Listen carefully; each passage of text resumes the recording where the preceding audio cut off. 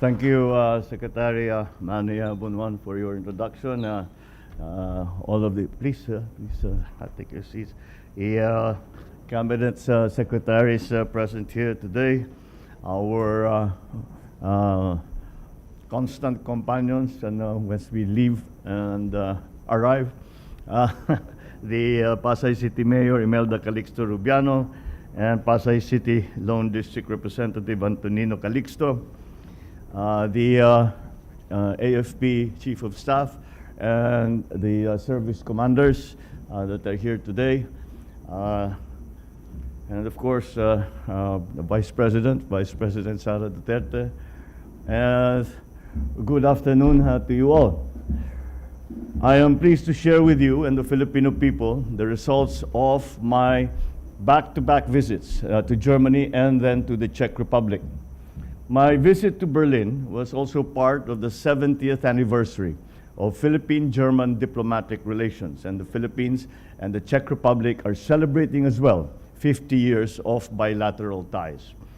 In Germany, I was able to meet with Chancellor Olaf Scholz and discussed matters of significance to both our countries, particularly on upholding the rule of law and promoting a rules-based international order, as well as enhancing cooperation in the areas of peace and development, defense cooperation, maritime cooperation, trade and investment, including on critical raw materials and renewable energy, climate change, and labor. I emphasized the Philippines' commitment to a clean energy future and invited German investments in green energy initiatives. Chancellor Scholz also remarked on the crucial role of our overseas Filipino workers in Germany. And once again, we highlighted their contributions to the economy and to the society of Germany. In the Czech Republic, I met with the heads of the Czech government, President Petr Pavel and Prime Minister Petr Fiala, and the heads of the Czech Parliament, Senate President Milos Vystrčil, and Speaker of the Chamber of Deputies, Markéta Pekarová Adamová. We discussed ways to further strengthen our bilateral cooperation in the areas of trade and investment, defense, agriculture, renewable energy, transport, and, of course, people-to-people exchanges.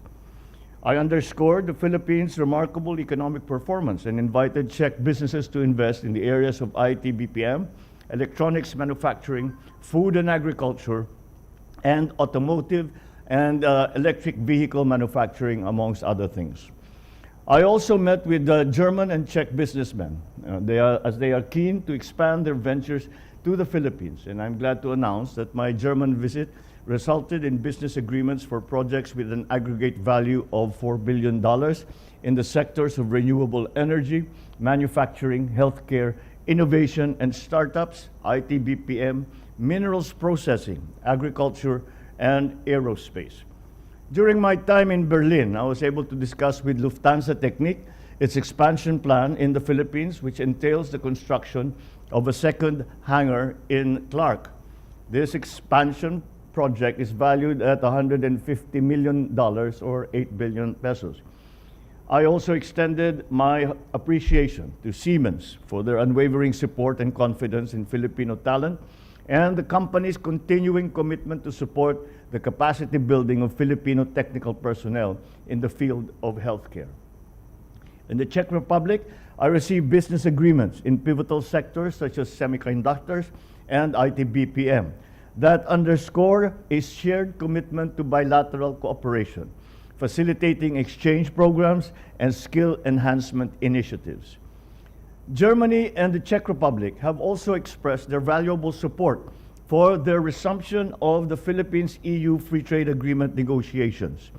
In this regard, I have authorized DTI Secretary Fred Pascual to make the necessary follow-up on the progress of the FTA discussions at the EU headquarters in Brussels, where he is presently.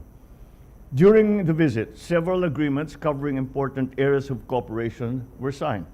The joint declaration of intent on strengthening cooperation in the maritime sector between Philippines and German transportation agencies.